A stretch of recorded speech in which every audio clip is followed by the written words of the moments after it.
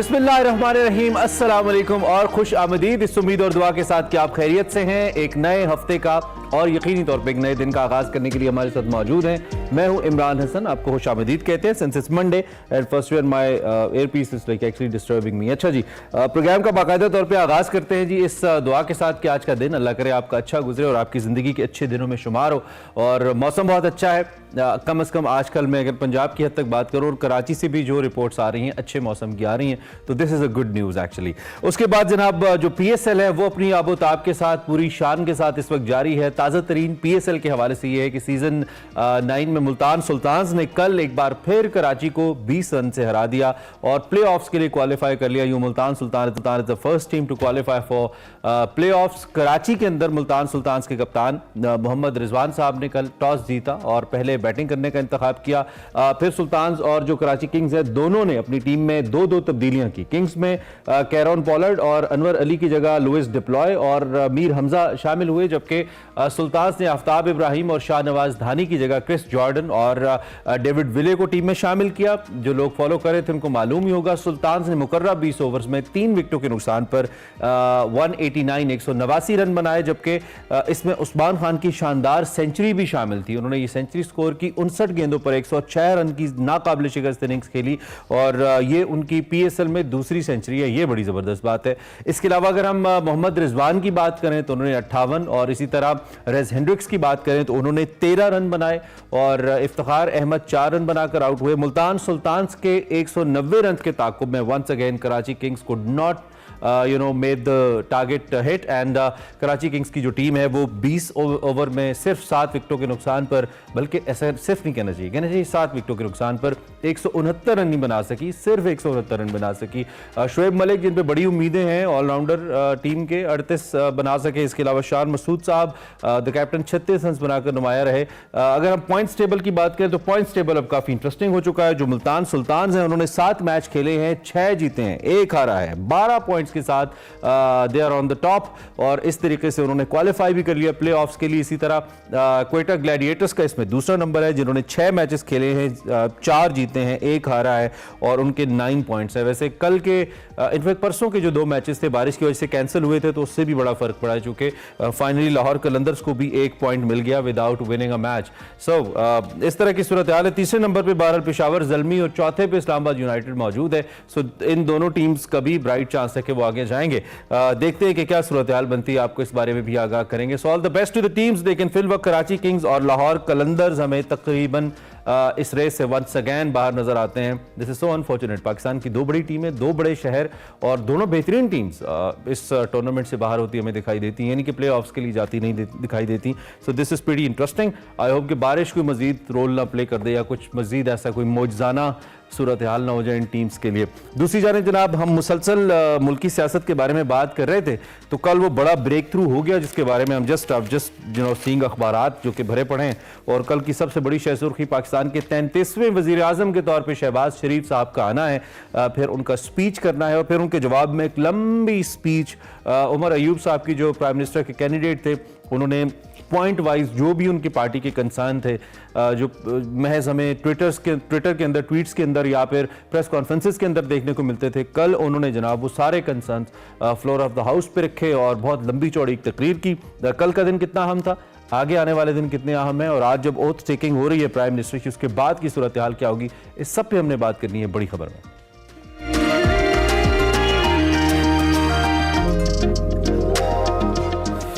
So my coffee is ready. With that, coffee with politics, क्या ज़बरदस्त combo बनता है ना, तो हम शुरू कर लेते हैं। आपने भी अगर शुरू करना है तो हमारे साथ आप शुरू कर लें। आप चाय भी पी सकते हैं, कॉफ़ी भी पी सकते हैं।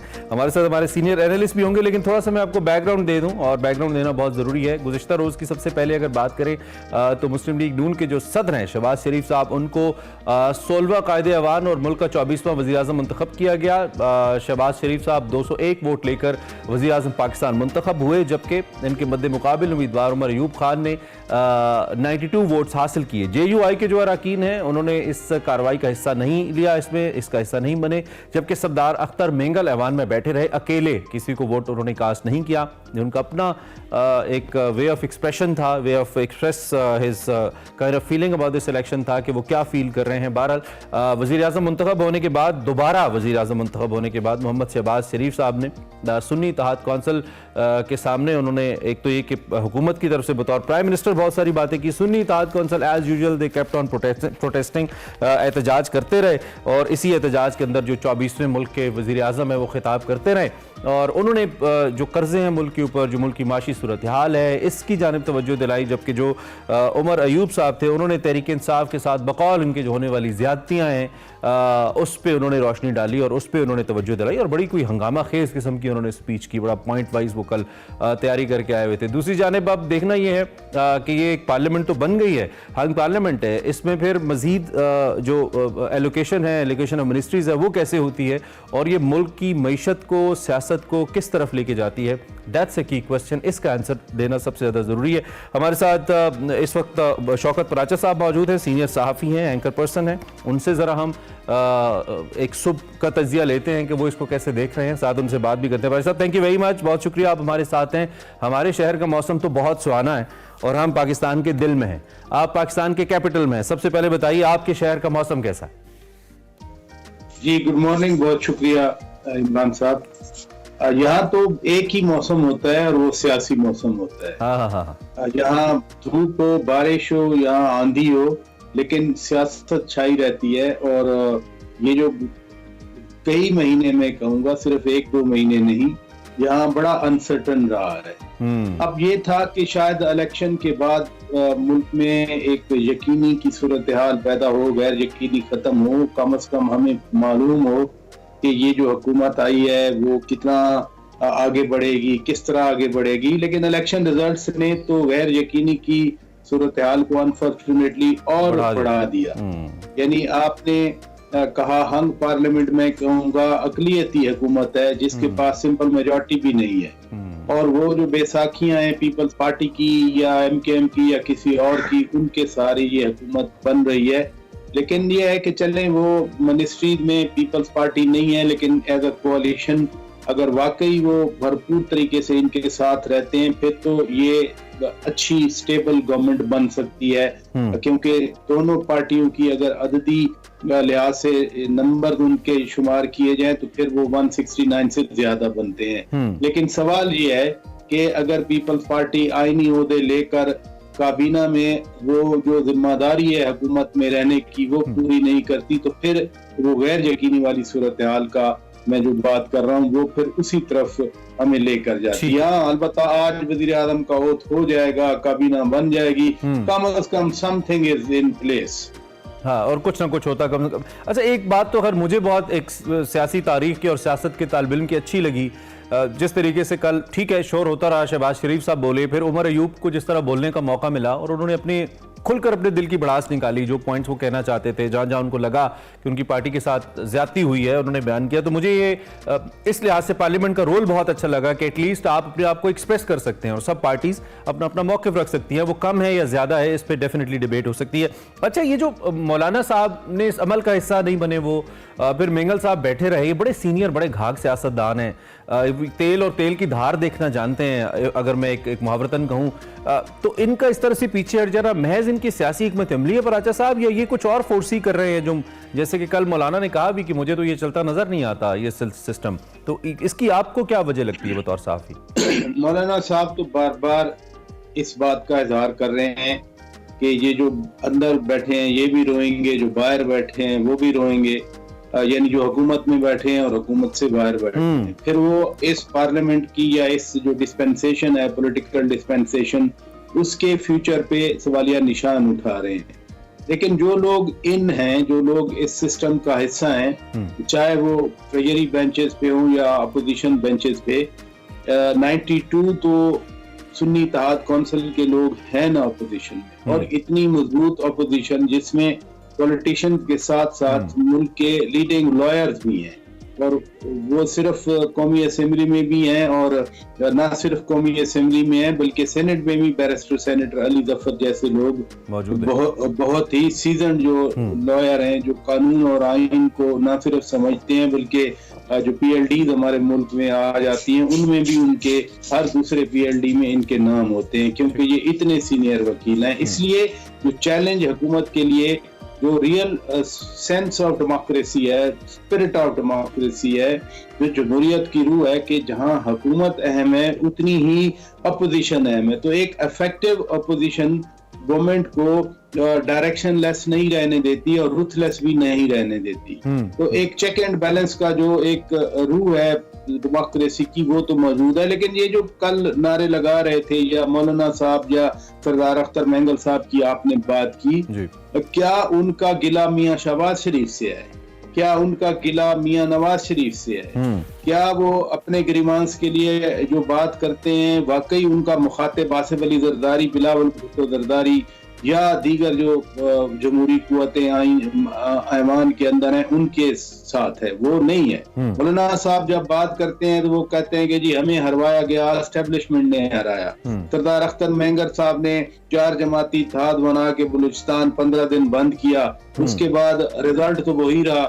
महमूद खान अचकजई जो मैं जाती तौर पे देखता रहा हूँ इन 15-20 सालों में मियां नवाज शरीफ के, वो मियां शहबाज शरीफ से बढ़ के ताल्लुकदार थे और आज वो सुन्नी इत्तेहाद कौंसिल की तरफ से सदारती उम्मीदवार है। तो ये जो एक चेंज है पाकिस्तान की पॉलिटिक्स में कि वो उसको अनफॉर्चुनेटली महवर बना दिया गया कि ये प्रो एस्टेब्लिशमेंट है और एंटी एस्टेब्लिशमेंट है, हालांकि जमहूरी कुव्वतों के लिए एक ही मैदान है और वो है पार्लियामेंट। अच्छा, वैसे तो तहरीक इंसाफ की तरफ से रोजाना कुछ ना कुछ सीखने का अमल होता है और हम भी साथ साथ सीखते हैं कि किस कदर जल्द, वो कहते हैं ना, किस कदर जल्द बदल जाते हैं इंसान जाना। वो एक फराज साहब का मिसरा जहन में आ गया मुझे। वो याद है एक धरने, ये शायद लॉन्ग मार्च था शायद, जिसमें जो तहरीक इंसाफ के चेयरमैन है खान साहब, उन्होंने वो अपना दुपट्टा वो सर पे लेके और बड़ी नकल लगाई थी अचकजई साहब को, और बड़ा वायरल हुआ था क्लिप के जी ये बड़ा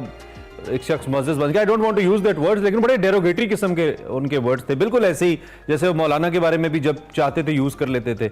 लेकिन अब अचकजई साहब जिनके बारे में ये अल्फाज वो इस्तेमाल करते थे और वो ऑन रिकॉर्ड मौजूद है, उन्हीं को प्रेसिडेंशियल कैंडिडेट बना देना and people are going to accept, I mean जो उनकी फॉलोइंग है, जो उनको चेंज का पैगाम्बर समझती है, ये कैसा है? देखें, वो यूटर्न तो अब इस मुल्क में बहुत बोला गया खान साहब के बारे में, और जो इस क्लिप की आप बात कर रहे हैं वो जैसे ही महमूद खान अचकजई साहब नॉमिनेट हुए सदारती उम्मीदवार, तो वो क्लिप अब दोबारा वायरल किया गया। अभी कल परसों भी, मैं चूंकि जरा एक्स पे थोड़ा सा स्लो डाउन है तो इसलिए वो ज्यादा नजर नहीं आ रहा। लेकिन मैं समझता हूं कि जितनी तनकीद हो रही है, कोई कह रहा है थूका चाट रहे हैं, कोई कुछ कह रहे हैं, लेकिन मैं थोड़ा सा इसको अगर इन अदर वर्ड देखूं, पिछली पॉलिसी को हम तनकीद का निशाना बनाया करते थे कि जी खान साहब किसी से बात नहीं करते, जी वो मौलाना से बात नहीं करते, वो अचकजई साहब से बात नहीं करते, वो अख्तर मैंगल साहब तो उनके इत्तेहादी थे, रूठ के चले गए।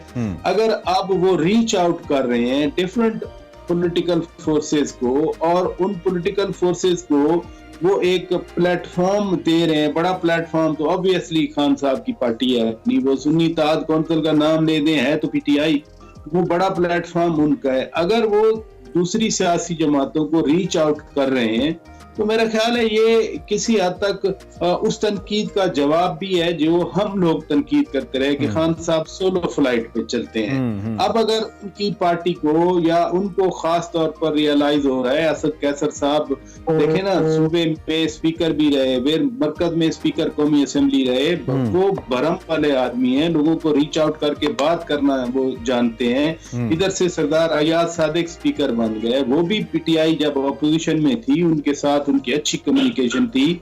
तो सियासी लोगों का, सियासी कुव्वतों का एक दूसरे से रवाबत करना ये अच्छी बात है। लेकिन कोई ना कि आप मुखालफत में दरवाजे बंद ना करें, इस हद तक ना जाएं, किसी की जातियात पे ना जाएं कि कल आपको वापस आते हुए फिर शर्मिंदगी हो। बिल्कुल ठीक है, आई एग्री कि बातचीत का रास्ता रहना चाहिए और यही एक्चुअली खूबसूरती है इस सारे अमल की। अच्छा जी, जो उमर अयूब साहब की कल तकरीर थी, बड़ी प्रोलॉन्ग किस्म की तकरीर थी। और जब उनसे पूछा गया कि आपको वक्त कितना चाहिए, उन्होंने कहा वक्त की बात ही ना करें, बस मैं नहीं रुकने वाला। और फिर वो काफ़ी लंबी चौड़ी तकरीर थी और साथ साथ जो कुछ अल्फाज थे बीच में उनकी तरफ से, उनकी पार्टी की तरफ से, उन्होंने कहा जी दिन में तारे दिखा देंगे हम आपको, अगर लगता है कि हम वैसे ही आए हैं और बैठे रहेंगे तो ऐसा नहीं है, हम अपना मैंडेट जो है ना वो वापस लेके रहेंगे। इसमें कुछ बड़ी इस किस्म की का मैसेज ज़रूर या सिग्नलिंग मौजूद थी कि ये मामला ऐसे सेटल नहीं होने वाला, अगर पार्लियामेंट चलेगी तो बड़े मखदूश हालात में और शहबाज साहब को बहुत दिल बड़ा करके चलानी पड़ेगी। आपको क्या मैसेज मिला कल उमर अयूब साहब की स्पीच से? जो पीटीआई का पर्सपेक्टिव है उसी पर्सपेक्टिव या उन्हीं लाइंस में या उसी डोमेन में उनकी स्पीच थी। और वो डोमेन क्या है? नंबर वन जो मुझे थोड़ी सी समझ आई इन एक दो दिनों में, वो हर कीमत पर वो अपनी लीडरशिप को जेलों से बाहर निकालना चाह रहे। और उनकी लीडरशिप का मतलब नेसेसरली खान साहब, ठीक है, कि खान साहब किसी तरह जेल से बाहर आ जाए। फिर वो 9 मई का दाग जो पीटीआई पे लगा हुआ है वो अभी अपने आप को डिसएसोसिएट करना चाह रहे हैं। वो कल भी कह रहे थे कि हम 9 मई के जिम्मेदार नहीं है। अगर आप नहीं हैं तो फिर कौन है जिम्मेदार? वो जो वीडियोज आई, वो जो ऑडियोज आई, वो जो लोगों को इंस्टिगेट किया जा रहा था, फिर वो को फरिश्ते थे। ये इतना आसान नहीं है। तीसरा उनका ये है कि हम ऐसी कन्फ्रंटेशन रखें कि इस गवर्नमेंट को भी ना चलने दें।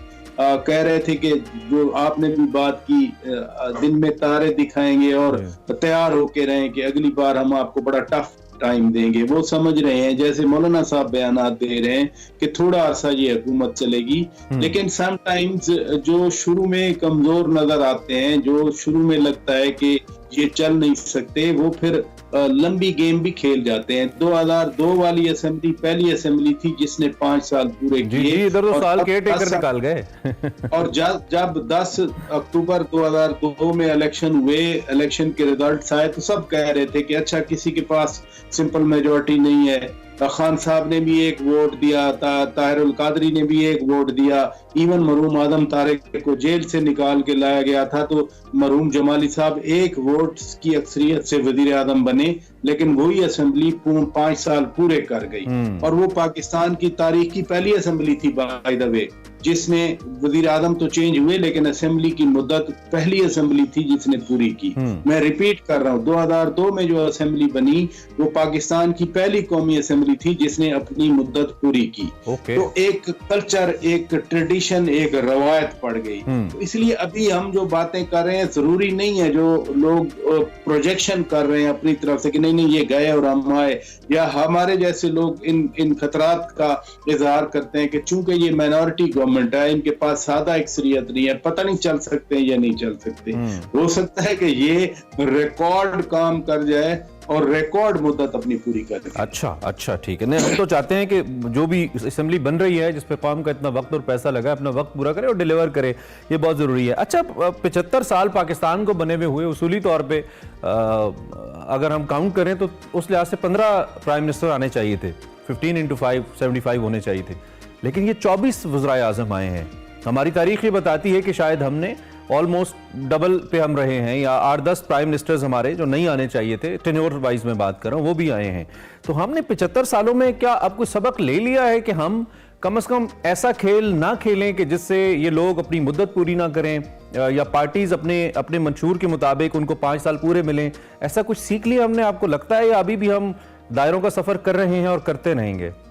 देखें, पहले तो जो 47 से 58 तक हर 6 महीने के बाद एक वजीर आजम आ जाता था, तो 10-12 तो हमने वहां भुगता है। लियाकत अली खान, ये भुगताए वाला लफ्ज अच्छा है। लियाकत अली खान की शहादत के बाद देखे ना, उसके बाद फिर मोहम्मद अली बोगरा, फिर गुलाम मोहम्मद, फिर ख्वाजा नाज़िमुद्दीन, फिर हुसैन शहीद सोहरावर्दी, फिरोज खान नून, उसके बाद सिकंदर मिर्जा ने जब मार्शाल्लाह लगाया तो हमने कोई 8-9 वज़ीर आज़म उस वक्त भुगता दिए। फिर 85 से लेके अभी तक जो है, 85 से मैं कहूँगा 99 तक, फिर वज़ीर आज़म हर 2 साल के बाद चेंज होते रहे। जुनेजो मरूम, उनके बाद बेनज़ीर भुट्टो मरूमा, फिर मियां नवाज शरीफ, फिर बेनज़ीर भुट्टो मरूमा, फिर मियां नवाज शरीफ। अच्छा, 2002 की असेंबली में हमने 3 वज़ीर आज़म रख लिए, यानी जमाली साहब, फिर शुजात हुसैन, फिर शौकत अली। उसके बाद पीपल्स पार्टी की 2008 से 13 की हुकूमत आई, 2 वजीर आजम, सैयद नुसरत गिलानी साहब और राजा परवेज अशरफ साहब। नून लीग की 2013 में हुकूमत आई 18 तक, 2 वजीर आजम, मियां नवाज शरीफ और शायद आगे इलेक्शन हुए, खान साहब वजीर आजम बने, फिर मियां शहबाज शरीफ। तो मैंने सारे वजीर आजम गिन दिए आपके इस 2 मिनट। मैं वो हमें मिर्जा इकबाल बेग साहब याद आ गए, वो क्रिकेट के स्टैट्स जैसे वो बता रहे होते हैं ना ऐसे आपने तो सारे इसलिए हमने वो एक बर्नार्ड शॉ का जर्मन फिलोसोफर का एक कॉल है कि we learn from history that we learn nothing from history. तो शायद हम उस कैटेगरी में हैं कि हम हिस्ट्री से कुछ नहीं सीखते। आप हमारी अदलिया का देख लें कि जस्टिस मुनीर वाला फैसला अभी तक वो बंदयाल तक चलता रहा कि वही फैसले आ रहे हैं, उसी तरह के फैसले आ रहे हैं। फिर हमारी जो मुक्तदरा है उनके हवाले से भी लोगों की वही शिकायत है जो 1950s में थी। तो एज अ सोसाइटी ओवरऑल जिसमें सब लोग शामिल हैं, किसी एक सेगमेंट ऑफ सोसाइटी को आइडेंटिफाई करके उस पर मड स्लिंगिंग करना और बाकियों को वो क्लीन चिट नहीं दी जा सकती। अगर मुक्तदरा जो है उनका कहीं कसूर रहा तो सियासतदानों का भी कसूर रहा, वहीं अदलिया का भी कसूर रहा। उम्मीद यही करनी चाहिए। एक तो थैंक यू वेरी मच कि हमने इसके ऊपर बात की और आपने खास तौर पे जो हिस्टोरिक एक इसका पर्सपेक्टिव साथ मेंशन किया। दूसरा ये कि देयर इज नो डाउट अगर हम नहीं सीखेंगे तो फिर कब सीखेंगे, ये बहुत इंपॉर्टेंट है। भाई साहब वक्त खत्म हो गया, थैंक यू वेरी मच, आप हमारे साथ मौजूद रहे, इंशाल्लाह गुफ्तगू होती रहेगी क्योंकि आज अहम दिन है, ओथ टेकिंग होनी है प्राइम मिनिस्टर की। He is the 33rd prime minister overall और 24वें वो प्राइम मिनिस्टर है। जैसे कि हम मुख्तलिफ शख्सियात का जिक्र भी कर रहे थे, वज़ीर आज़म शहबाज शरीफ साहब की हम बात कर रहे हैं, लेकिन ये दायरों का सफ़र अगर ख़त्म नहीं होगा तो फिर अपनी हालत देख लीजिए। हमारे पास बेहतरीन एग्जाम्पल इस वक्त, मुझे बहुत दुख होता है कि अब हर दूसरा शख्स भारत की बात करता पाकिस्तान में नजर आता है कि जो उनको देखे वो कहाँ पहुंचे। ये कितनी अफसोसनाक बात है। हमने तो मुकाबला करना था। अल्लाह करे करें, अल्लाह करे हम आगे बढ़ें और मुल्क बेहतरी की जानिब जाए। हम एक ब्रेक लेते हैं। Welcome back to Expresso. क्योंकि साइंस एंड टेक्नोलॉजी के ऊपर हम अक्सर और ख़ास तौर पे स्पेस बड़ा फोकस रहता है हमारे एक्सप्रेसो के अंदर, ऑफ एंड ऑन आप देखते रहते हैं। इस वक्त भी हमने कुछ ऐसे ही इससे मिलती जुलती कुछ बात करनी है। लूनर कॉर्डिक्स की हमने बात करनी है। चांद पर जाने वाला एक दिलचस्प मिशन है जिसको ये नाम दिया गया और इसको कनाडा के एक साइंसदान और मुसन्निफ हैं सैमुअल पेराल्टा, वो चला रहे हैं। ये जनाब कोई 157 कंट्रीज़ हैं जो मजमूई तौर पर, इसमें 30,000 से ज़ायद ऐसे आर्टिस्ट हैं जिनका काम चांद पर ले जाने का ये मिशन इरादा रखता है। इसमें पोइट्री है, मैगजीन्स हैं, मौसीकी है, आर्ट पीसेज हैं, इनके नमूने चांद पर भेजे जाएंगे।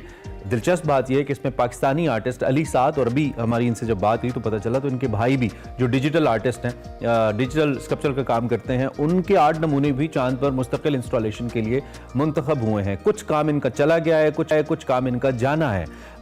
तो it's one of the great honour I mean for an artist कि उनका आर्ट किसी ऐसी जगह पे जाए जहाँ पे शायद बहुत ही यूनिक हो उसका जाना और कम लोगों को ये दुनिया भर में एजाज़ मिले ऑन अनदर प्लैनेट।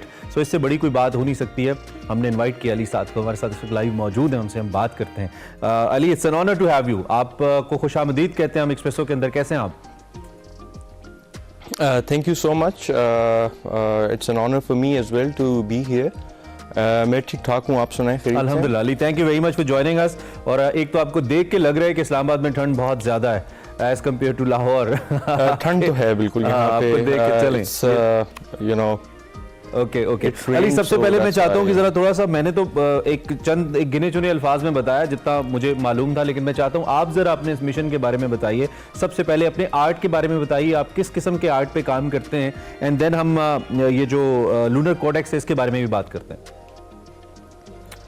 मैं बेसिकली इमरान साहब लाइक रियलिज्म मेरा एक जॉनरे है, तो उसमें मीडियम ऑयल पेंट में मैं काम करता हूँ और ये बेसिकली मैंने काम प्रोड्यूस किया था और it's a sitting bull that I photographed in Lahore. Okay, तो वो जो है बेसिकली मैंने एक इंटरनेशनल आर्ट सैलॉन में compete किया था जो कि it span like across 6 continents and it included artworks from like over 5,400. So only 4% were given awarded along with my brother who's a painter as well. Out of 5,400 people जो है this artists from around the world, yes, from 73 countries basically. तो me and my brother, we fell in the 4% category who were awarded, और उनको जो है like ये honor किया कि basically उनका काम time capsule में, so this was one of the award के lunar codex में काम किया है। Yeah, that's great. That's actually great. अंदाजा था ऐसा भी हो सकता है कि आपका काम चांद पे जाएगा, ऐसा सोचा? Well, we were informed before, बिल्कुल we were informed before कि जिन को award उस competition में मिलेगा, so I got honorable mention and my brother got FWSD award जो कि Fashion Week San Diego award है painting पे। तो उसके अलावा we were being told कि जिन को यहाँ पे इस प्लेटफॉर्म से ARC, it's called ARC, Art Renewal Center, so जिस like artist को इस प्लेटफॉर्म से जो है वो अवार्ड मिलेगा, they are going to be sent, their works are going to be sent to the moon, so we were being told about that। कितनी अच्छी फील है, बहुत अच्छी फीलिंग है ये, मतलब I can just imagine। माशाल्लाह, वेरी गुड। अच्छा, मुझे वो जरा बैल वाली तस्वीर हमें दिखाई दी और फिर हम में समझाने के लिए जो ये वाली तस्वीर है। अच्छा, ये पिक्चर है जी माय डियर व्यूअर्स, जिसकी बेस पर इनके काम को सिलेक्ट किया गया। This is one of picture. थोड़ा सा मैं, अगर आप इस पिक्चर को थोड़ा ज्यादा चला सकें तो इस पिक्चर का बैकग्राउंड हमें बताइए, ये ख्याल कैसे आया? ये तो मतलब इट्स जस्ट लाइक, ये ऐसी पिक्चर्स तो दिन में हम गलियों में कई देखते हैं, तो आपके अंदर का आर्टिस्ट इस पिक्चर को देख के कैसे जागा? Basically it was a Sunday morning और मैं इसी इंटेंशन से निकला था कि मैं रावी के करीब जाऊं, लाहौर रावी जो था। और मैं लाइक झोंपड़ियों के बीच में से होता हुआ, गलियों के बीच में से होता हुआ आई वॉज वॉकिंग, और मुझे ये वहाँ पे बुल जो है वो नज़र आया, तो it appeal to me too much. और ये जिस तरह से लाइक बैठी हुई थी हॉन्चेस पे, और एक जो बैकग्राउंड था और एक ख़ास एक सेटिंग थी, और इस तरह से फील हो रहा था कि ये एक्चुअली मेरे लिए ही बैठी और मेरे लिए मॉडल कर रही है। So I took the opportunity and I photographed it, और फिर उसके बाद आई पेंटेड दिस, और बेसिकली ये जो मतलब यहाँ की लोकल रीजनल लाइफ को रिप्रेजेंट कर रहा है। So it appeal to me very much. और एक कुछ चीज़ें हमारे इर्द गिर्द ऐसी होती हैं कि हम उनको इग्नोर करते हैं, but they are always there in front of us. तो ये this bull was one of it, and I think that is why you called an artist, कि आप उन चीज़ों से इंस्पायर हो सकते हैं जो आम एक देखने वाला शायद वो आंख देख नहीं पाती, एक आर्टिस्ट जो देखता है, और this is that is why you called an artist, और फिर आपका काम मुनफरिद होता है। मजमूई तौर पर आप पाकिस्तान में, आप चूंकि खुद आर्टिस्ट हैं, यूजुअली लोग इसको शौक के लिए तो बहुत लोग करते हैं, हम भी जानते हैं, कुछ लोग हमारे पास आते भी रहते हैं शोज़ के अंदर, लेकिन जिस तरह वेस्टर्न वर्ल्ड के अंदर कॉन्सेप्ट है या दीगर डेवलप्ड ममालिक के अंदर कॉन्सेप्ट है आर्ट का, या वो रिस्पेक्ट है या एज अ प्रोफेशन लोग इसको लेते हैं, आई बिलीव पाकिस्तान में उतनी कोई अच्छा एटमॉस्फेयर नहीं है, सपोर्टिव एटमॉस्फेयर नहीं है फॉर द आर्टिस्ट, मुझे लगता है। क्या आप भी ऐसा ही समझते हैं या नहीं, ऐसा नहीं है? I do agree with you. यहाँ पे मतलब इस तरह से है कि डिफरेंट लॉबीज़ हैं और different like this group of people that work together. तो मैं मतलब जिस कैटेगरी में फॉल करता हूँ, हम लाइक 3 बंदों का ग्रुप है जो कि एक ही genre academic style basically follow कर रहे हैं, रियलिज्म। क्योंकि बाहर भी अगर जाएँ तो वहाँ पे आपको एक there's a group of people, there's a clan जो कि एक रियलिज्म को अप्रोच कर रहा है, और एक जो है वो ग्रुप ऑफ पीपल जो है वो मॉडर्निज्म को, कंटेम्प्रेरी को सपोर्ट कर रहा है। तो यहाँ पे basically since art is something that we adopted, और हमने इसको एक्वायर किया है फॉरेन कंट्री से, जो भी मतलब बाहर के आपको मालिक नज़र आते हैं। तो इस वजह से वहाँ पे हम लोग बेसिकली जो भी मतलब काम देखते हैं वी अडॉप्टेड। हमारे रीजन में शुरू में इनिशियली लाइक हमारे कुछ मास्टर्स हैं जो रियलिज्म पे काम करते होते थे, बट लाइक आहिस्ता आहिस्ता वो चीज़ डिमिनिश हो गई। So we group of 3 people along with my friend, we like all graduated from NCA Lahore. तो हम जो है वो इस लाइक ट्रेडिशनल अप्रोच को ज़्यादा जो है वो बहुत ज़बरदस्त है, बहुत बेहतरीन करते हैं। और चूँकि आजकल माशरे में मायूसी बहुत ज़्यादा है, डिसअपॉइंटमेंट है, फिर शॉर्ट टर्म अचीवमेंट्स का बड़ा क्रेज़ है, कम वक्त के अंदर ज़्यादा मिल जाए, लोग वो रियाजत की तरफ नहीं हमारी यूथ जाना चाहती, और यही चीज़ फिर मायूसी को बढ़ाती है। जब आपको शॉर्ट टर्म के अंदर कामयाबी नहीं मिलती, आपको लगता है कि मेरी तो ज़िंदगी नाकाम होगी है, फिर फ्रस्ट्रेशन, डिप्रेशन जैसी चीज़ें सामने आती हैं। आर्ट कितना हेल्प करता है साथ अपनी शख्सियत को बेहतर करने में, इस मायूसी से निकलने में, क्योंकि आप एक आर्टिस्ट हैं? क्या इसकी मदद से इंसान एक बेहतर ज़िंदगी गुजार सकता है आर्टिस्ट होते हुए?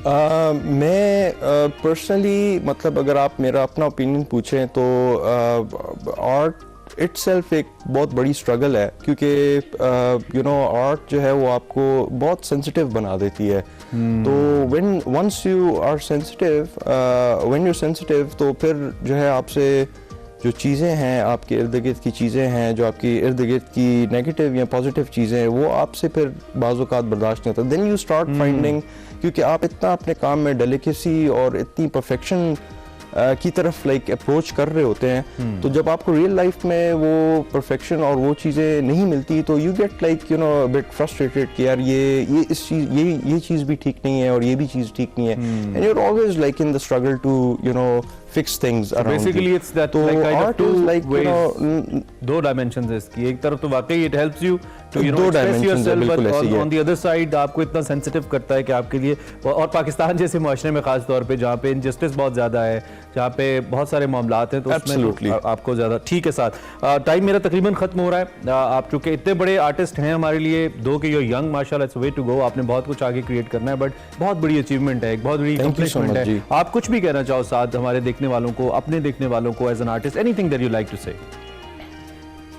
I would like to say to the whole generation that is you know coming, जो भी descendants आ रहे हैं हमारे, like जो पिछली generation है हमारी, मैं उनसे यही कहूँगा कि आप लोग जो भी काम करें, जो भी प्रोफेशन चूज़ करें, उसको ऐसे इबादत की तरह करें कि उसमें आपको जो है वो इनायत हो फिर खुदा की तरफ से।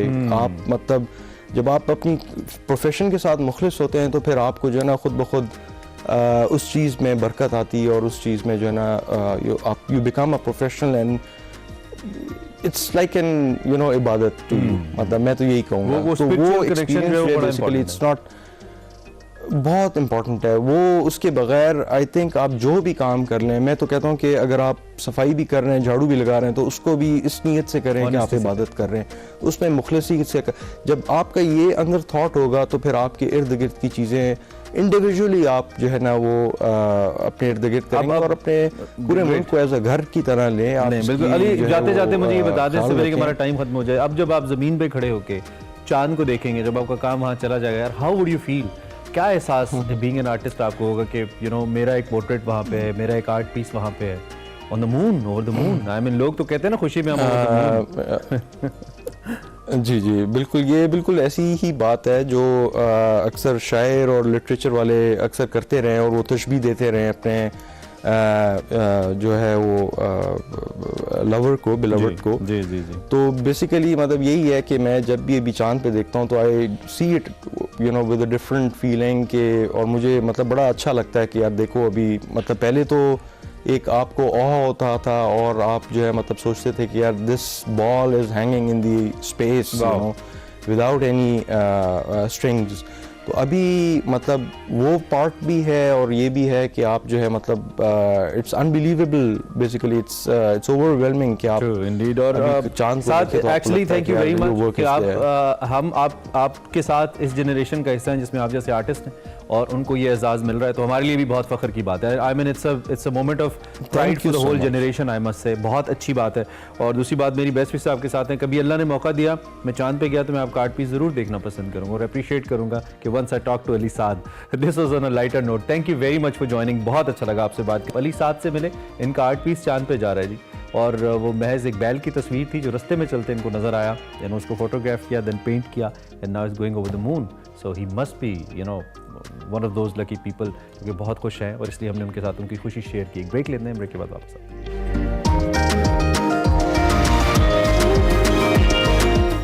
लाइव गुफ्तगू तो बहुत हो गई, अब आपको एक सेगमेंट दिखाते हैं, और सेगमेंट है निकले तेरी तलाश में। आप देखते हैं आज इस बारे में बात हो रही है जी, आज बात हो रही है अच्छी तस्वीर के बारे में कि इसकी क्या खुसूसियात हो सकती हैं, आपको दिखाते हैं।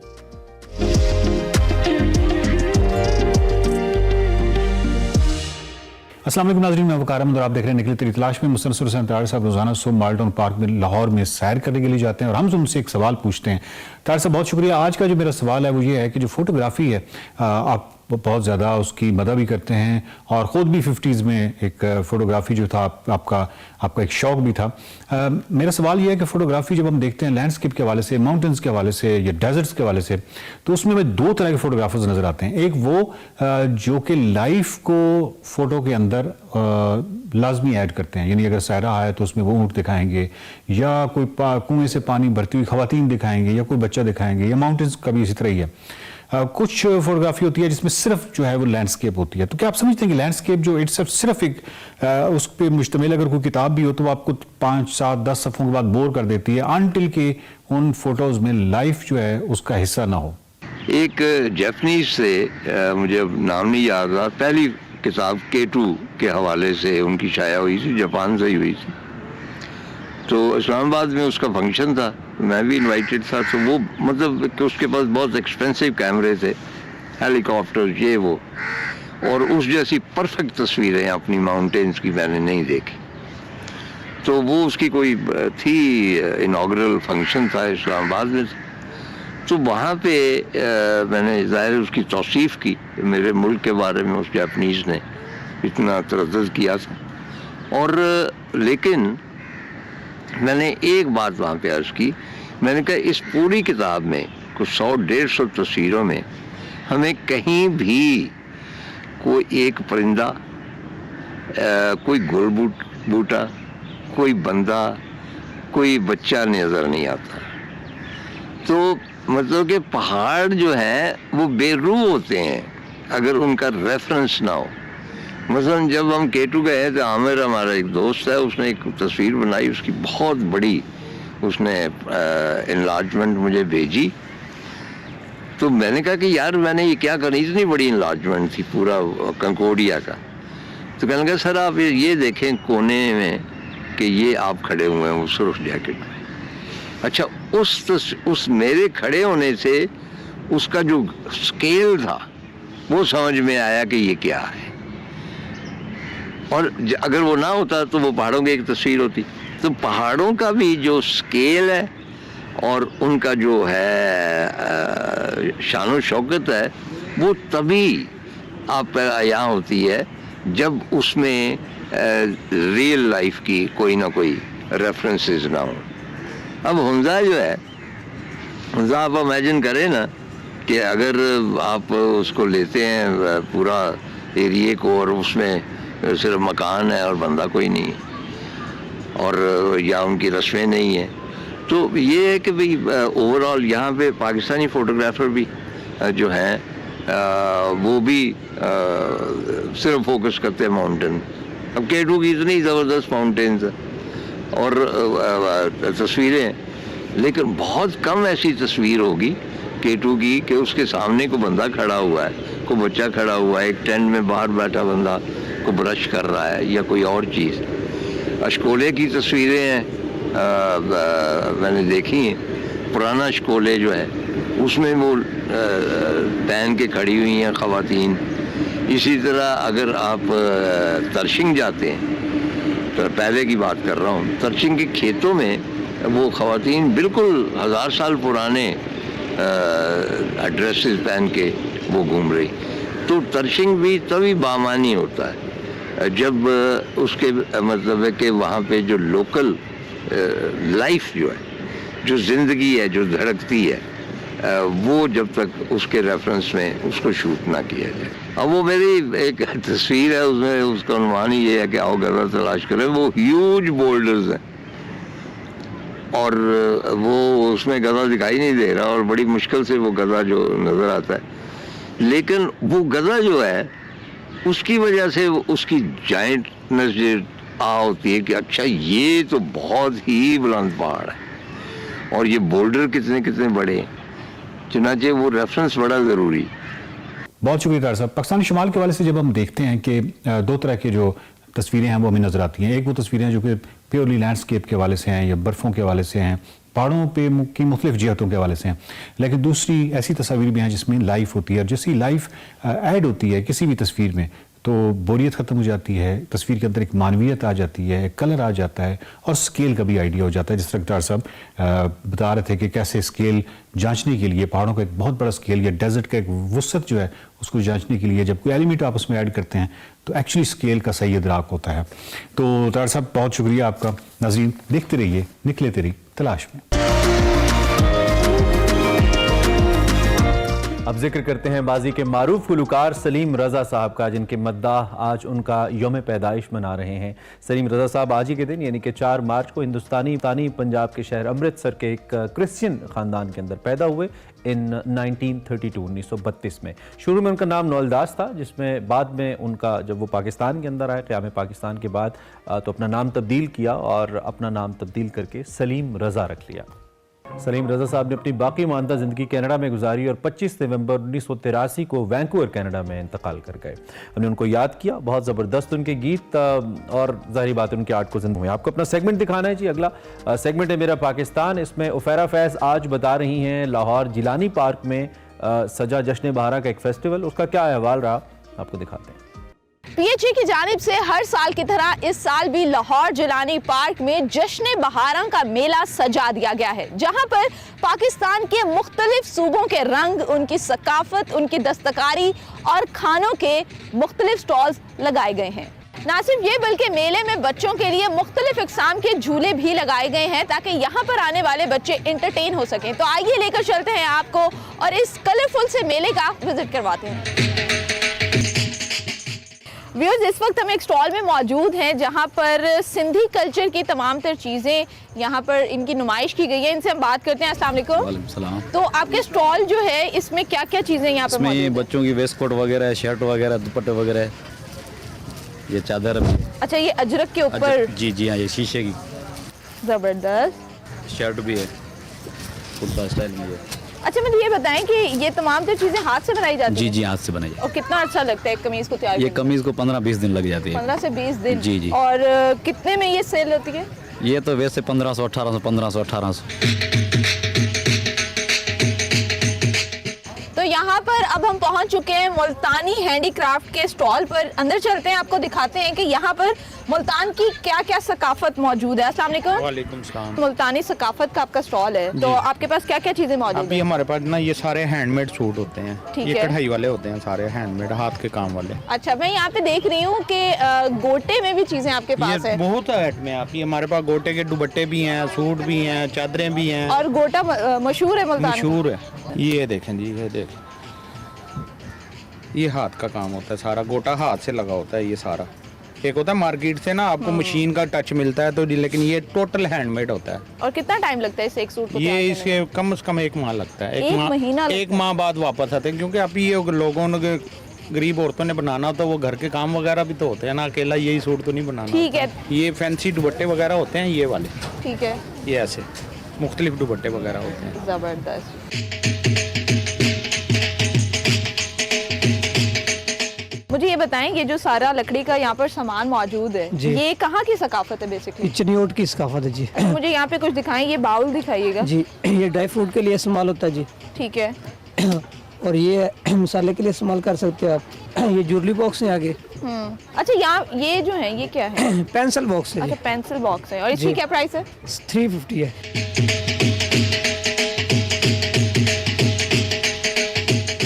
व्यूअर्स, मेले पे आए हैं और घूमते फिरते आप लोगों को मुख्तलिफ चीज़ें दिखाते। मुझे तो भूख लग गई है, तो यहाँ पर मुझे एक स्टॉल नज़र आया है जहाँ पर फ्रेश चना चाट मिल रही है, तो हम वो खाते हैं और इनसे बात भी करते हैं। अस्सलाम वालेकुम। वालेकुम सलाम बाजी। क्या नाम है आपका? फलक शेर। फलक साहब, मुझे ये बताएं कि कितना अरसा हो गया आपको ये काम करते हुए? काफी अरसा हो गया, 20-25 साल हो गए। नहीं तो मुझे भी एक जो है वो बना के खिलाएं, ये जो कप है आपका। और इसमें डलता क्या क्या है वैसे? कढ़ाई गोश्त नुकन देने की।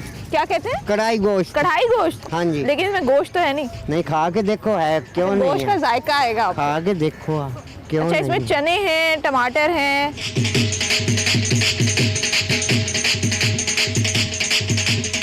चलिए मैं खा के आपको बताती हूँ टेस्ट कैसा है इसका।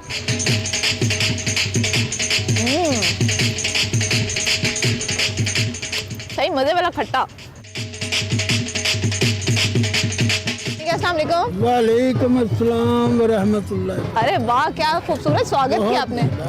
मुझे ये बताएं कि आप वर्ल्ड फेमस हैं और सबसे पुराने और सबसे खूबसूरत पानदान आपके पास हैं, तो ये जो पान और पानदान की हिस्ट्री है ये कितनी पुरानी है? ये तो बहुत लंबी स्टोरी है। ये तो जहांगीर नूरजहां, जो मलका नूरजहां थी, उस दौर से मतलब ये ज़्यादा आम हुआ है। बर्रे सगीर में पहले तो हिकमत के तौर पर इस्तेमाल होता था, मगरिब बंगाल वगैरह में, दूर दराज इलाकों में। ये तो एक शफा के तौर पे आया था। अब भी ये शफा है, मेरा पान अब भी एक शफा है। पाँव से लेकर सर के बालों तक ये शफा है।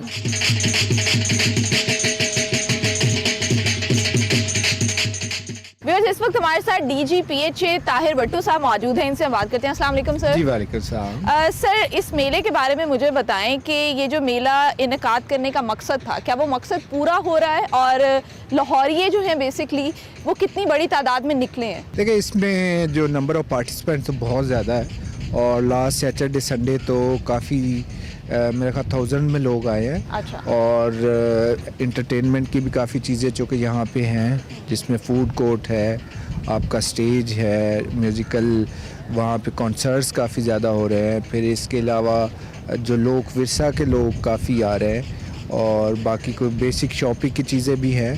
तो नंबर ऑफ पार्टिसिपेंट्स तो काफ़ी है। सूबों की कौन कौन सी सकाफत यहाँ पर दिखाई गई? देखिए, ये जो 4 प्रोविंसेस की और गिलगित बल्तिस्तान के, इन सारों के जो है कि जो मेजर जितने भी वहाँ पे हिस्टोरिकल प्लेसेस हैं उसके मॉडल यहाँ पे रखे गए हैं। और उनके जो यहाँ पे जो हमारी नाइट्स भी हो रही है, वो बलोच नाइट सेपरेट हो रही है, सिंध नाइट हो रही है, पंजाब नाइट हो रही है। तो सारे प्रोविंसेस को जो है रिप्रेजेंटेशन यहाँ पे मिली है। स्मोक का लाहौर को जो है ना बड़ा ख़तरा रहता है, आवाम बड़ी परेशान रहती है, तो स्मोक के हवाले से और नई हुकूमत के साथ मिलके आप लोगों के फ्यूचर की क्या क्या इक़दाम हैं? देखिए, इसमें हमारा 5 ईयर प्लान है। अभी इस पे हमने रिसेंट जो है कि वो सैटेलाइट बेस्ड स्टडी करवाई है और इंशाल्लाह होपफुली आप नेक्स्ट वीक में एक गवर्नमेंट की तरफ से कोई अच्छा इनिशिएटिव जो है वो अनाउंस होगा प्लांटेशन ड्राइव को लेके। बिल्कुल। इस तरह के जो मेले हैं वो आवाम के अंदर कितना शऊर उजागर करते हैं उनकी सकाफत को लेकर? बच्चों को स्पेशली बहुत फ़ायदा होता है, लेकिन दूसरी जो इम्पोर्टेंट चीज़ है वो ये है इंटरटेनमेंट का। इस स्ट्रेसफुल इन्वायरमेंट में इस तरह के इवेंट्स जो है ऑब्वियसली वो एक खुशी की, एक हंसी की जो वेव जो है कि वो लेके आते हैं शहरियों में। Thank you so much sir for your.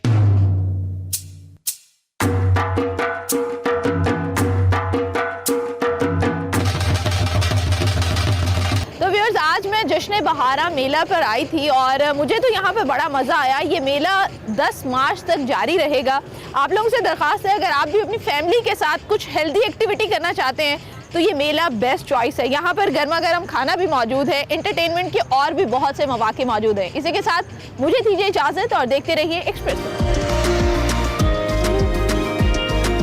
Welcome back to Express. बात कर लेते हैं PSL 9 की, जो कि इस वक्त अपनी पूरी आबोताब के साथ जारी है। प्रोग्राम के शुरू में भी हमने बात की थी, भाई उस्मान ने मुल्तान सुल्तान की शान बढ़ा दी। This is what our headline says today and indeed मतलब 200 कमाल का प्ले और इतना जबरदस्त स्ट्राइक रेट जबरदस्ती हो गया। कराची में मुल्तान सुल्तान्स के कप्तान मोहम्मद रिजवान साहब ने जी टॉस जीता। थोड़ा सा खुलासा दे देता हूं, पहले भी बताया था आपको जिन व्यूअर्स ने अभी ज्वाइन किया। तो बैटिंग का इंतखाब किया मुल्तान सुल्तान्स और कराची किंग्स दोनों ने अपनी टीम में 2-2 तब्दीलियां की थी। किंग्स में कैरन पोलार्ड और अनवर अली की जगह मैंने आपको बताया था डिप्लॉय और मीर हमजा शामिल हुए थे, जबकि सुल्तान्स ने आफ्ताब इब्राहिम और शाहनवाज धानी की जगह क्रिस जॉर्डन और डेविड विले को टीम में शामिल किया था। सुल्तान्स ने पहले खेला 20 ओवर्स में 3 विकेटों पर 189 स्कोर किया। इसके साथ साथ उस्मान खान की शानदार सेंचुरी इसका हिस्सा थी, जिन्होंने सिर्फ 59 गेंदों के ऊपर ये 106 रन की नाकाबिल शिकस्त इनिंग्स खेली थी, जिसको चेज नहीं कर सका।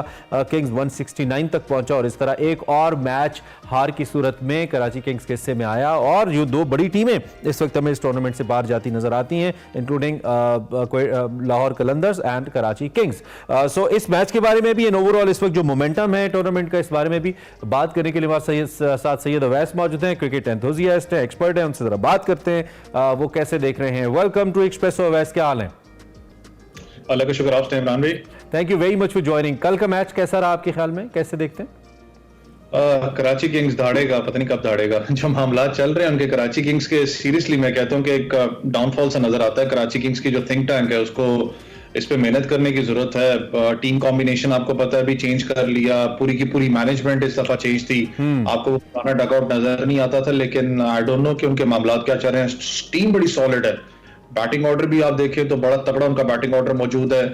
शान मसूद मुल्तान के थे प्लेयर, आपको पता है कराची किंग्स में इस वक्त चले गए। उसके अलावा टिम सेफ्रिड की बात करें, वो भी बड़ा तगड़ा अपना प्लेयर है, न्यूजीलैंड का। शोएब मलिक हैं, पोलार्ड हैं, लेकिन कहां पर उनकी गलती और ये कहां क्लिक नहीं कर पा रहे, ये बहुत बड़ा एक मैं कहता हूं कि उनके लिए क्वेश्चन मार्क है कराची किंग्स के लिए। वेरस मुल्तान की आप बात करें, मुल्तान सुल्तान तो राइट ट्रैक पे है। मुझे याद है पिछला मैच, इस मैच की नहीं पिछले मैच की बात कर रहा हूं कि रिजवान के पास फुल फायर पावर भी नहीं थी। आपको याद है उनके डेविड विली भी इंजर्ड थे, डेविड मिलान भी इंजर्ड थे, जो नॉर्मल एक बॉलिंग अटैक के साथ, नॉर्मल तो नहीं कह सकता, जो कि एक ऑफिशियली आप एक्सपीरियंस बॉलिंग अटैक के साथ वो नहीं गए, तब भी उन्होंने जाके वो मैच जीता। वो कप्तानी बताती है, वो पूरा एक बताता है कि पूरा प्रोसेस, जिस थिंक टैंक जो बैठा हुआ है वहां पर, अब्दुल रहमान भाई one of the best names है डोमेस्टिक के अंदर। मोहम्मद वसीम की बात करें, खुद चीफ सिलेक्टर भी रहे हैं डोमेस्टिक में, वो अपना खुद भी टीम की अपना कोचिंग करते रहे, तो वो पता है कि डोमेस्टिक सर्किट को कहां से पिक करना है। 4-5 महीने पहले ही उन लोगों ने काम इस चीज पे किया था, तो एक डिफरेंट टीम आपको नजर आती है मुल्तान सुल्तान यहाँ पर। लेकिन उस्मान खान की जो आपने बात की, सीरियसली यही चीज होती है जब आप टैलेंट की कदर नहीं करते। पाकिस्तान में वो जाके दूसरे ममालिक में खेलता है, यूएई के अंदर जाके परफॉर्म करता है, और अब वो एलिजिबल भी है यूएई के लिए खेलने के लिए, और वो अपना एंजॉय कर रहा है जिस तरीके से वो परफॉर्म कर रहा है पाकिस्तान के अंदर। Wow, that's great. 10 चौके 5 छक्के। आपने रिजवान की बात की, क्या रिजवान पाकिस्तान के इंटरनेशनल कैप्टन की हैसियत से अपनी राह हमवार करते नजर आ रहे हैं आपको इस परफॉर्मेंस के बाद? ये तो आपको पता है इमरान भाई, जिस वक्त बाबर आजम वाला मसला स्टार्ट हुआ था, तो जो एक पहली चॉइस अगर जेहन में आती थी ना बाबर के बाद सबके, शायद आपके भी आती, रिजवान था कि Rizwan is the best choice of Pakistan, लेकिन शाहीन को बनाया गया यहाँ पर कप्तान। तो बात तभी भी हो रही है कि रिजवान जो उनसे he is one of the good choices of Pakistan, वो कप्तानी करते हुए। एक चीज मुझे जो अच्छी लगती है उसकी बॉडी लैंग्वेज में, मैं नहीं कह रहा कि he should be captain of Pakistan या इसका, लेकिन जो अच्छी चीज लगती है, आपने भी देखा होगा कि जिस वक्त बॉलर को चाहे मार पड़ रही होती है, वो बॉलर को आते हैं सपोर्ट करते हैं, स्माइलिंग फेस है, वो जाके उसको दिलासा देता है। और ये लिटरली होता है, जिस वक्त आपका कप्तान आपको दिलासा दे रहा हो ना कि यार मैं हूं खड़ा हुआ, परेशानी है, उस वक्त बॉलर बड़ा पॉजिटिव उसकी बॉडी लैंग्वेज हो जाती है, परेशानी खत्म कर देता है अपने ऊपर से। तो एक बड़ा अपना पॉजिटिविटी है वहां पर। मैंने उनके वो बताया ना आपको, वो चीज देखी नहीं उनके फेस पे अभी तक, ना डिप्रेशन देखी है ना उनकी एग्रेसिवनेस देखी है, बस रिलैक्स रहते हैं, वो मैच को एंजॉय करते हैं, यही पॉजिटिविटी होती है। वैसे वेरस शाहीन की बात करें, शाहीन पे आपको पता है कि अनफॉर्चुनेटली जो लाहौर कलंदर का जो डाउनफॉल हुआ, उसकी वजह से अब बहुत से लोग तनकीद करने लग पड़े, और ये भी यहाँ तक कह रहे हैं कि क्या is he eligible for Pakistan to captain. लेकिन थोड़ा सा एक डिफरेंस है कि पाकिस्तानी कप्तानी करना कुछ हो रहा है, लीग की कप्तानी करना कुछ हो रहा है। मैं शुरू से बात करता हुआ हूं, ठीक है लीग आपने 2 मैचेस जरूर जितवाए, लेकिन पाकिस्तान स्टेज एक अलग सिस्टम होता है वहां पर। पहले दिन से मुझे तो बीइंग अ क्रिकेट व्यूअर में बात करूं, मैं कोई एक्सपर्ट नहीं हूं, पहले दिन से मुझे लगता है कि ये बहुत अर्जेंट था फैसला। शाहीन की स्किल्स पे हमें शक नहीं करना चाहिए, लेकिन थोड़ा वक्त देना चाहिए था उनको to be the captain, I believe.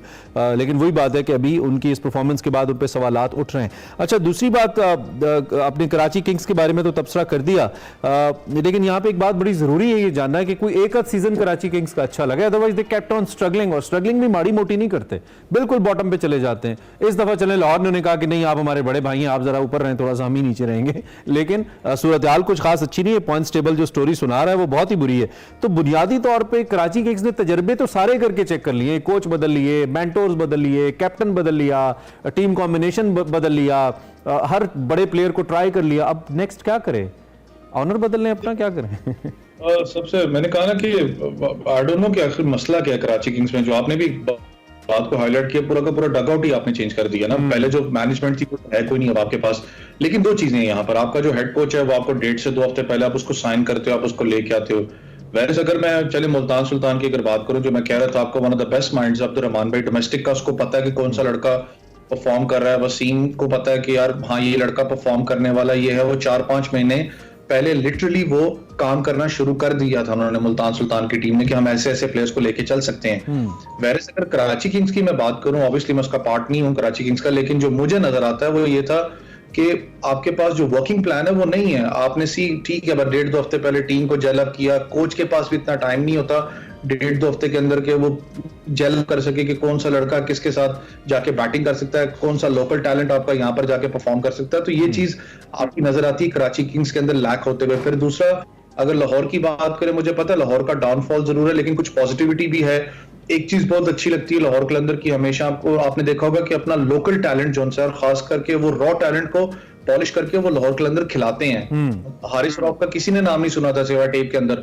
Literally ये बात सच है कि वो लेग के ऊपर तक आया, हारिस ने पाकिस्तान भी खेला, दूसरे लड़कों की आप बात करें आहिस्ता आहिस्ता उनको भी वो ऊपर लेके आ रहे हैं। चीजें कुछ अच्छी होती है, लेकिन कराची किंग्स को लिटरली बैठ के अब सोचना पड़ेगा क्या अब जो इनिशियली लाहौर कलंदर की जो होती थी टीम में, आपको याद है इमरान भाई के बहुत बड़े नाम होते थे ऑन द पेपर, लेकिन परफॉर्मेंस वाइज एबी डिविलियर्स जैसे नाम होते थे। आपको वो प्लेयर्स चाहिए जो इन विकेट्स के ऊपर परफॉर्म कर सके। विकेट्स बिल्कुल डिफरेंट है यहाँ पर, लेकिन अभी जो मुझे चौथी और पांचवी पोजीशन जो बेसिकली है, जो चौथी पांचवी पोजीशन है, जो सबसे ज्यादा फाइट होगी, लाहौर तो ऑलमोस्ट ही मुश्किल है। मेरा सवाल यही, जरा मैंने कहा जरा पॉइंट्स टेबल पे आए ना इस वक्त, आपकी इजाजत से जरा बता भी दूं। ज़ल्मी तीसरे पे, इस्लामाबाद यूनाइटेड 6 मैच खेलकर 2 फतुहात के बाद 5 पॉइंट्स लेने के बाद जो बारिश ने की वजह से मैच डिलेज खत्म भी हुए, तो उनमें 1 पॉइंट मिला, तो Islamabad United is on number 4th। अच्छा, मुल्तान का तो अब काफी हद तक काफी हद तक क्या इनफैक्ट सिचुएशन इज क्लियर। बाकी क्या पॉइंट्स टेबल की पोजीशन आप देखते हैं, क्या बनेगा, क्या होने जा रहा है, आपको क्या नजर आ रहा है आगे? देखिए फ्लक्चुएट तो करेगा पॉइंट्स टेबल। अभी आप कुछ पिंडी में आज से आपको पता है मैचेस स्टार्ट है पिंडी में, क्योंकि आज धूप ही है, कोई सच वो है कोई नहीं, अपना बारिश वाला चांस है नहीं, लेकिन आगे बारिशें एक्सपेक्टेड 5 तारीख से बारिशें एक्सपेक्टेड है, लेकिन फ्लक्चुएट होता रहेगा यहाँ पर। पिंडी की विकेट आपको पता है ये ज्यादा हाई स्कोरिंग होती है। फिर कुछ खबर ये भी आ रही थी कि पाकिस्तान क्रिकेट बोर्ड की मैनेजमेंट ने क्यूरेटर्स को कहा है कि बॉल एंड बैट का बैलेंस रखना है इस दफा, हाई स्कोरिंग ज्यादा नहीं होना। ये मुझे नहीं पता कितनी इसमें सच्चाई है कितनी नहीं है, मैं सिर्फ जो मुझे पता लगा था वो खबर शेयर कर रहा हूँ। यहाँ पर हाई स्कोरिंग गेम होगा, यहाँ पर वही बॉलर कामयाब होता है जो स्लोअर वंस को ज्यादा वेरिएशंस को बीच में लेके आता है। लेकिन मैंने कहा ना, जो पांचवी और आप बात करें ना, जो छठी टीम है, जो सॉरी चौथी पांचवी जो टीम है, उसमें जो लड़ाई होगी, जो मुझे लग रहा है वो इस्लामाबाद यूनाइटेड और कराची किंग्स की होगी। कराची किंग्स को लिटरली फाइट करनी पड़ेगी अपने जो बाकी मैचेस के अंदर, अगर इस्लामाबाद यूनाइटेड को मारना चाहते हैं, ऊपर आना चाहते हैं। उनके पास दमखम है, लेकिन वही बात कि उनकी टीम स्ट्रैटेजी समझ में नहीं आ रही, उनको बैठना पड़ना, जो मामलात उनके मुश्किलात उस पर नजर आ रही हैं, उनको लिटरली वो चीजें खत्म करके अपने लोकल टैलेंट को भी बताना पड़ेगा कि यार आपको परफॉर्म करना है, हम हमेशा ओवरसीज पे रिलाई नहीं कर सकते। क्या आप रेफर कर रहे हैं कि इन दोनों टीम्स को मजीद अपनी बेंच स्ट्रेंथ पे जाना पड़ेगा, या जो ऑलरेडी एक्सपीरियंस प्लेयर्स हैं, जो ऑलरेडी आजमूदा प्लेयर्स हैं, उन्हीं को अपनी टेक्निक के ऊपर मजीद काम करना पड़ेगा, अपनी स्किल देखनी पड़ेगी? देखिए इमरान भाई, इस्लामाबाद यूनाइटेड का तो नहीं आप कह सकते, क्योंकि इस्लामाबाद यूनाइटेड बड़ी अच्छी साइड है, ठीक है, वो मैचेस बड़े क्लोज मार्जिन जाके नए लोगों को मौके भी दिए हैं। आई मीन इस सीजन इस्लामाबाद यूनाइटेड का जो मसला था वो बॉलिंग यूनिट का, आपको देखा होगा नसीब शाह परफॉर्म करे, लेकिन दूसरे एंड पे जब रोमान रईस को लेके आए थे तो उसने बड़ा अच्छा एक वो जो एक होता ना मेंटेन करके रखा था प्रेशर, इकोनॉमी रेट उसने मेंटेन करके। वैरस अगर आप हुनैन पे बैन कर रहे हो या उनके दूसरे भाई पे कर रहे हो, ठीक है, वो अपना एक अच्छे टैलेंट है, लेकिन ज्यादा नहीं खेले इस लेवल के ऊपर। आपको उन लड़कों को ज्यादा रेट नहीं करके करना पड़ेगा, आपको जो बॉलिंग यूनिट है उसके अंदर कुछ चेंजेस लाने पड़ेंगे। कैप्टेंसी से सेटिस्फाइड है आप शादाब की? सॉरी क्या कह रहे हैं? कैप्टेंसी से सेटिस्फाइड है आप यूनाइटेड शादाब की? शादाब खान की कैप्टेंसी से मैं कुछ हद तक सेटिस्फाइड हूँ। कुछ मैचेस के अंदर आपको याद है कि जिस वक्त सबसे ज्यादा जरूरी थी शादाब खान को कि वो बीच में आके बैटिंग करते, जब आपको याद हो मैचेस जो शादाब खान ने जिताए हैं, वो आके उन्होंने बैटिंग की, उन्होंने बताया कि हाँ मैं गेम चेंजर हूँ। यहाँ पर मोनरो का वापस फॉर्म में आना वो बड़ा इंपॉर्टेंट था, आपको पता है कि फॉर्म नहीं थे इससे पहले लीग के। Right. Thank you very much. बहुत शुक्रिया आप तशरीफ लाए। Since you are busy like doing 2 shows on different mainstream channels, उसके बावजूद हम आपको जो बुलाते हैं आप आते हैं, तो thank you very much once again. Syed Awais हमारे साथ मौजूद थे जी, और अपना तबसरा हमारे सामने रख रहे थे। उनके मुताबिक अभी जो फाइट हो सकती है वो यूनाइटेड वर्सेस किंग्स हो सकती है, देखते हैं क्या होता है। बहरहाल मुल्तान सुल्तान और उनके फैंस को मुबारकबाद, since they have qualified for the playoffs. हम एक ब्रेक लेते हैं, ब्रेक के बाद आते हैं। Welcome back. अब बात करते हैं कुछ फ़लस्तीन के हवाले से। निहत्ते फ़लस्तीनियों की नस्लकुशी पर आलमी ताकतों की मुजरिमाना खामोशी इस वक्त भी जारी है और इसराइल ने मजलूम फ़लस्तीनियों पर जो जुल्म सितम है इसके सारे रिकॉर्ड्स तोड़ दिए हैं। इसराइली हमलों में मजीद कई फ़लस्तीनी शहीद हो गए हैं। इसराइली जंगी जहाज़ों ने रफ़ा में बमबारी की, जहाँ पर मुतअद्दिद फ़लस्तीनी शहीद हो गए। एक सीनियर अमरीकी एहलकार ने यह दावा किया है कि इसराइल ने हमास के साथ जंगबंदी का मुआहदा कबूल कर लिया। मीडिया रिपोर्ट्स ये कहती हैं कि अमरीकी एहलकार का दावा है कि अगर हमास इसराइली यरगमारियों की रिहाई पर आमादा हो जाए तो मुआहदे के तहत 6 हफ्ते के लिए लड़ाई खत्म कर दी जाएगी। दूसरी जानब जो अमरीकी सेनेटर हैं बर्नी सैंडर्स, उनका ये कहना है कि ये जो फौरी तौर पर इमदाद है इसराइल के लिए, इसको बंद किया जाए। वहाँ पे इसराइल के अंदर, फ़लस्तीन के अंदर बच्चे मर रहे हैं, भूख हड़ताल लोगों ने कर रखी है, भूख से मर रहे हैं, उनको खाना नहीं मिल रहा, तो ये इमदाद क्यों दी जा रही है उनको? 7 अक्टूबर से अब तक हम अगर इसराइली बमबारी की बात करें तो 31,000 से ज़्यादा ऐसे अफराद हैं जो शहीद हो चुके हैं। अक़वाम मुत्तहिदा का गज़ा के अफराद हैं जो वहाँ पे, उनकी इमदाद के हवाले से उन्होंने तहक़ीक़ का भी मुतालबा किया है, और ये जो जंगी जराइम हो रहे हैं इसमें भी तहक़ीक़ का मुतालबा मौजूद है। WHO के मुताबिक जो शुमाली गज़ा है, यहाँ पे 2 साल से कम उम्र के हर 6 में से एक बच्चा इस वक्त ग़िज़ाई क़िल्लत का शिकार है। अक़वाम मुत्तहिदा ये कहता है कि तकरीबन 6 लाख अफराद ऐसे हैं जो कैद के करीब हैं। एक पाकिस्तानी डॉक्टर ने भी गुज़िश्ता दिनों आलमी इदारा सेहत के साथ यहाँ पे विज़िट किया, और ये जो तिब्बी इमदाद थी पहुँचाने का सिलसिला था उसका हिस्सा थी वो। उन्होंने वहाँ पर क्या देखा, एक तो हमने उनसे ये जानना है, और ये कुछ मनाजिर हैं, ज़रा दिखाइए जी। ये वो मनाजिर हैं जिसमें अमरीकी कुछ तैयारों ने इमदाद गिराई, और आप देखिए कि यहाँ पे भूख के मारे बेचारे फ़लस्तीनी, बेगुनाह फ़लस्तीनी, कोई कसूर नहीं है इनका, इन्होंने कोई जुर्म नहीं किया कि यहाँ पे ये इनकी ये हालत है कि ये खाने के लिए ऐसे दौड़ रहे हैं, ऐसे भाग रहे हैं खाने के पीछे। यकीन मानिए दिलखराश मनाजिर हैं। और ये जो डॉक्टर साहिबा हैं इस वक्त हमारे साथ मौजूद है, डॉक्टर फौजिया अलवी साहिबा, जो वहाँ पे तशरीफ़ ले गई उस डेलीगेशन के साथ। इन्होंने वहाँ पे क्या देखा, हम ज़रा इनसे इसी हवाले से बात करते हैं। डॉक्टर साहिबा, thank you very much for joining us. हमें एक बात का बहुत अच्छे से इदराक है कि कैमरा इंसाफ नहीं करता हकीकी मनाजिर से। जब भी हम मनाजिर कैमरे पे देखते हैं, वो चाहे किसी भी किस्म के हों, लेकिन एक अक्स ज़रूर हमारे सामने रखता है। तो हम अगर वो कैमरे का अक्स देखकर इतने गमज़दा, इतने परेशान हो जाते हैं जिस तरह की सूरत हाल यहाँ पे है, तो आई कैन इमेजिन कि इन रियलिटी वहाँ पे क्या सिचुएशन होगी। आप तो अपनी आंखों से देख कर आई हैं, क्या देखा आपने डॉक्टर साहिबा? फर्स्ट ऑफ ऑल मैं आपका शुक्रिया अदा करना चाहती हूँ कि आपने मुझे इनवाइट किया इस प्रोग्राम पे। Thank you so much for that. और जिस तरह आप बता रहे थे, अभी मैं सुन रही थी आपको कि हम लोग पिछले 5 महीनों से जो मनाजिर देख रहे हैं, और मैं भी उसी का पार्ट थी, और पिछले 5 महीनों से डेली जब मैं उठती थी, क्योंकि हम लोग वहां पर हमारी टीम्स काम कर रही थी गजा में, फूड डिस्ट्रीब्यूशन का किया था, डॉक्टर्स काम कर रहे थे, मोबाइल क्लिनिक थी उस वक्त वहां पर, और वो डेली जो मैं सुबह उठती थी तो मैं डर से उठती थी कि आज मैं फोन पर क्या देखूंगी, कि क्या आज। तो it was really hard on mind and head, you know. तो मेरे दिल पर बोझ था, जो मैं कोशिश कर रही थी कि हम लोगों को जाने का मौका मिले। तो अल्हम्दुलिल्लाह WHO के साथ हम लोगों को जाने का मौका मिला, और समवन लाइक मी, जिसने मतलब हम लोगों ने अफ्रीका के जंगलों में भी काम किया है, रोहिंग्या के रेफ्यूजी कैंपों में भी, पाकिस्तान के फ्लडिंग में, अर्थक्वेक में, टर्की का हो गया, बहुत सालों से मैं इस काम में हूँ।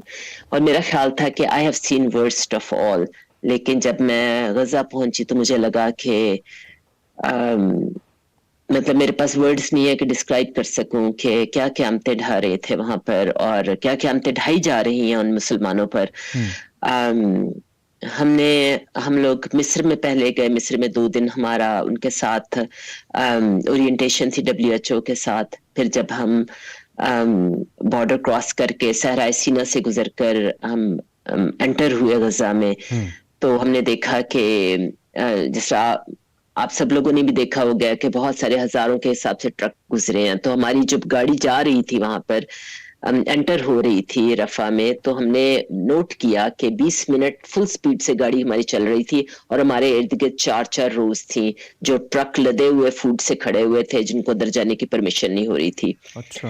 और जब हम अंदर एंटर हुए तो कुछ मीटर के फासले पर जो बच्चे मर रहे हैं भूख से, हम लोगों ने वहां पर जो प्राइमरी केयर क्लिनिक्स है वहां पर भी काम किया, और अस्पतालों में भी काम किया। और जब हमने जितने दिन हम वहां रहे, हमारे इर्द गिर्द मिसाइल और रॉकेट्स गिर रहे हैं, और जिनके साथ हमने काम किया मरीजों को छोड़कर, जो डॉक्टर्स और नर्सें थी, ऑलमोस्ट हर बंदे ने किसी का कोई कोई ना कोई किसी की डेथ हुई है, कोई ना कोई लूज किया उन्होंने, किसी के बच्चों की डेथ हुई है, किसी ने अपना हस्बैंड या वाइफ इस तरह डेथ हुई है।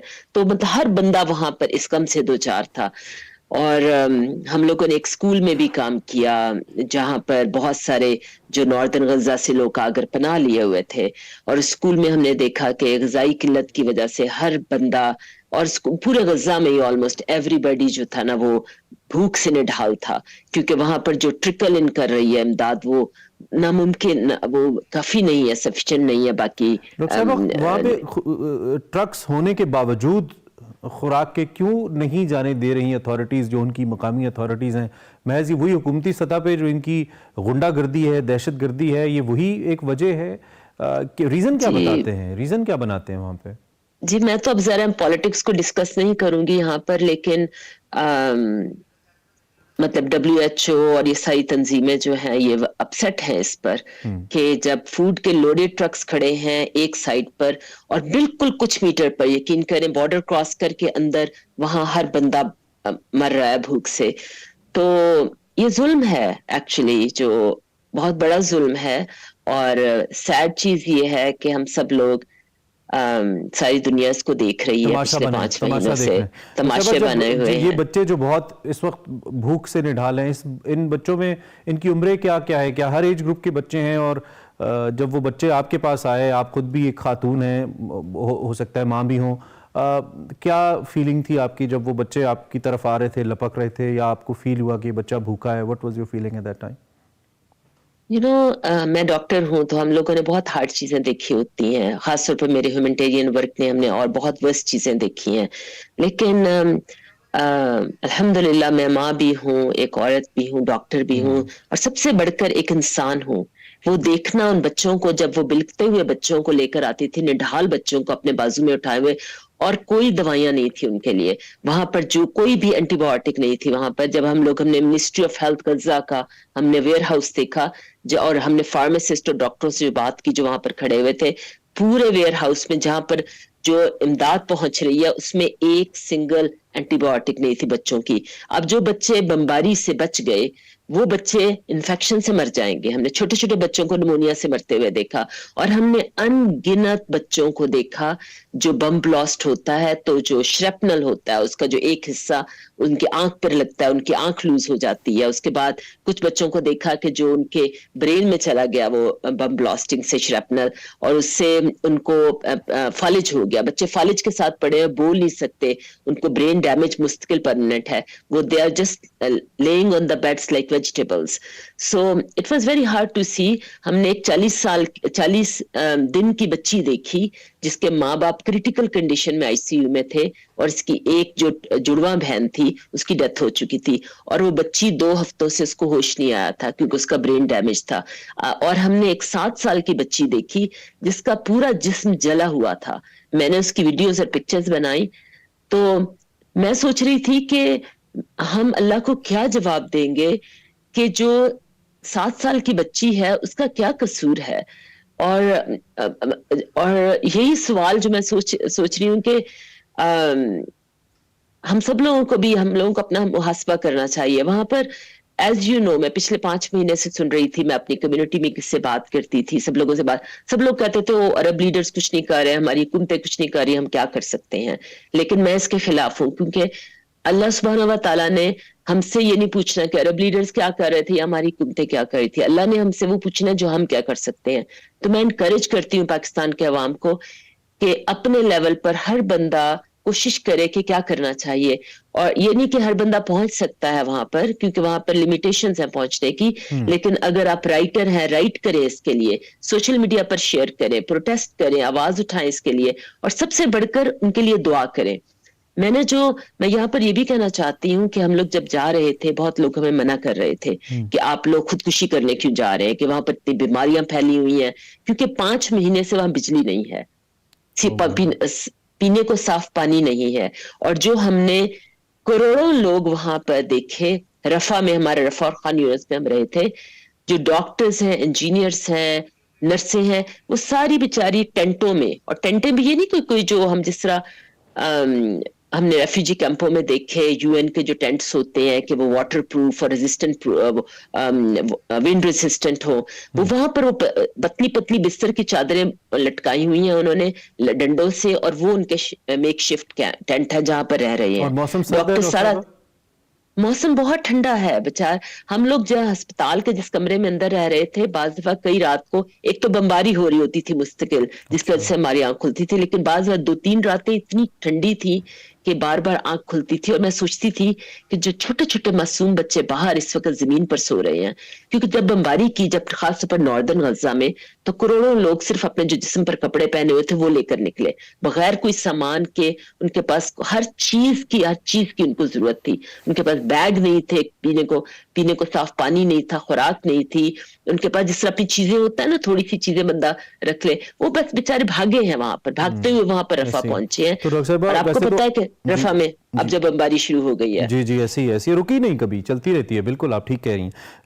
आपने वैसे तो मेंशन किया कि जो आम लोग हैं, जो पाकिस्तानी हैं, मुसलमान, क्या है, खैर ये तो ह्यूमैनिटी का इशू है, ये तो कोई किसी मजहब से इसका ताल्लुक नहीं है। इंसान है, बच्चे हैं, बेगुनाह हैं, खवातीन हैं जिनको शहीद किया जा रहा है। तो आप एक दफ़ा फिर, चूँकि आपने आंखों से ये मनाजिर देखे हैं, आपके ख्याल में एक जो इंडिविजुअल है, किसी भी अपने शोबे से वो मुंसलिक है या मुताल्लिक है, वो क्या कर सकता है? How we can play our role? मुझसे ये बहुत से लोग पूछते हैं, I never had an answer कि हम क्या कर सकते हैं। मैं आपको बताऊं, ये बहुत अच्छा सवाल है, मुझसे बहुत सारे लोग पूछ रहे हैं। सबसे पहले मैंने जो देखा है ना, जो मुस्लिम उम्मा में एक फियर मॉन्गरी है, हमें डर है, खास तौर पर अपने मुल्क में। हम क्या कहें, अल्लाह हमारे मुल्क पर रहम करे, लेकिन जो बाहर भी मुसलमान आए हैं, पाकिस्तानी आए हैं बाहर के ममालिक में, अब इस वक्त पनाहगज़ीन है बहुत सालों से, उनको अपनी नौकरियों का खतरा होता है कि अगर इस मसले पर आवाज उठाएंगे तो उनकी नौकरी चली जाएगी, उनको, स्टूडेंट्स को स्कॉलरशिप नहीं मिलेगा। मैं आपको बताऊं, इसी खौफ की वजह से फलस्तीन का भी ये हाल है, इसी खौफ की वजह से शाम का क्या हाल हो गया, अफगानिस्तान का क्या हाल हो, इसलिए कि हम लोग बुज़दिल लोग हैं, खासतौर पर हमारी उम्मत जो है बुज़दिल लोग है। आप ये बताएं कि हम एक, सबसे पहले मैं ये कहूंगी कि अपने हर इंसान सबसे पहले फर्स्ट ऑफ ऑल अपना मुहासबा करे कि मैंने क्या करना है इस वक्त, मैं कितना। आप ये देख लें, मैं अपने वालिद साहब से मिलने के लिए गई अक्टूबर के एंड पर, और मेरा दिल बड़ा हैवी था उस वक्त, मेरा बोझ था दिल पर ये गजा का, क्योंकि मैं मुजालिम देख रही थी।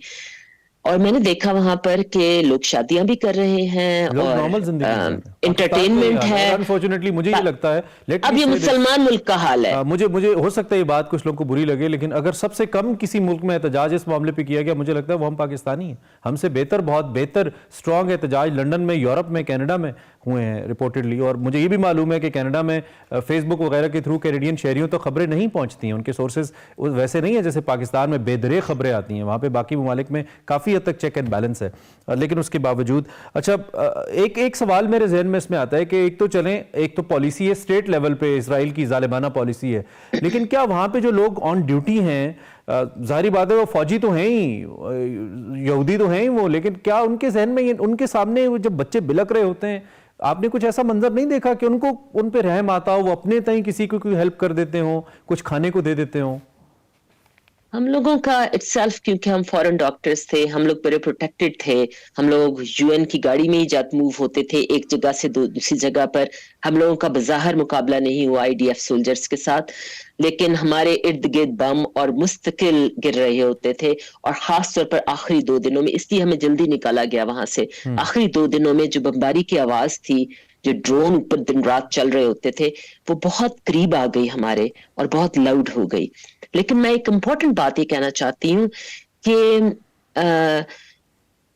मैंने बहुत जगहों पर काम किया, अपने मुल्क में भी काम किया, बाहर भी काम किया, लेकिन जो ईमान का लेवल, इसलिए मैं बार बार इसी पर स्ट्रेस कर रही हूँ कि क्यों बुज़दिली आ गई है हम लोगों में, क्यों हम लोग मैं गैरत नाम की नहीं, आई डोंट वांट टू से लाइक हार्श वर्ड्स, लेकिन रियली ऑनेस्टली स्पीकिंग हम लोग बेगैरत हो चुके हैं कि हम लोग म्यूजिक चला रहे हैं या पार्टीज कर रहे हैं, ईद मिलन पार्टीज कर रहे हैं, फंक्शन सेलिब्रेट कर रहे हैं, जबकि हमारे बच्चों को ज़िबा किया जा रहा है।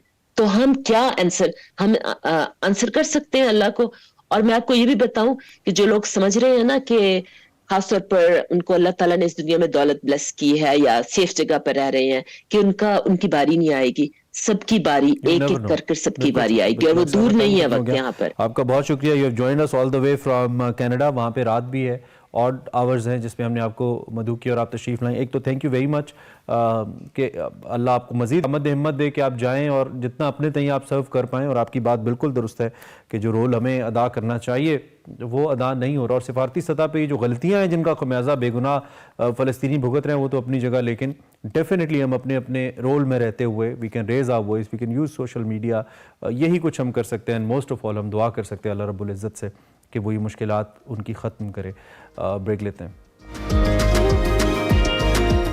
Welcome back. प्रोग्राम में बिल्कुल आखिर में जाते जाते आपको बताएंगे गुलकार डॉक्टर अमजद परवेज़ साहब के हवाले से इंतकाल कर गए। मरहूम एक माह से अलील थे, गुर्दों के मरज़ में मुब्तला थे। नमाज जनाजा आज शादमान लाहौर में अदा की जाएगी। गुलकार डॉक्टर अमजद परवेज़ पेशे के एतबार से इंजीनियर जबकि कई उर्दू और अंग्रेज़ी किताबों के मुसन्निफ भी थे। 1954 में रेडियो पाकिस्तान के लाहौर मरकज़ से प्रोग्राम होनहार में बतौर चाइल्ड आर्टिस्ट पहली मरतबा शरीक हुए। डॉक्टर अमजद परवेज़ ने शाम 84 घराने के उस्ताद नज़ाकत अली खान से क्लासिकी मौसीकी की बाकायदा तरबियत हासिल की। 70 की दिहाई में रेडियो पाकिस्तान लाहौर मरकज़ से डॉक्टर अमजद परवेज़ की गाई 100 से ज़ायद गज़लें और गीत नशर हुए। डॉक्टर अमजद परवेज़ मरहूम को 2000 में सदारती तमगा बराए हुस्न कारकर्दगी से भी नवाजा गया। शोबे से वाबस्ता शख्सियात ने डॉक्टर साहब के इंतकाल पर इजहार अफसोस किया है। उन्हें पाकिस्तानी मौसीकी में एक बेहतरीन नाम करार दिया जाता है। हमारी दुआ है अल्लाह उनको गरीक़ रहमत करें, उनकी आखिरत की मंजिलें आसान करें। बेहतरीन फ़नकार थे और फ़न की खिदमत करके गए हैं, फ़न की वजह से ज़िंदा रहेंगे। इसी नोट के ऊपर हम प्रोग्राम ख़त्म करते हैं। आप एक बहुत अच्छा सा दिन गुजारिए और हमें कल दोबारा ज्वाइन कीजिएगा। अल्लाह हाफ़िज़।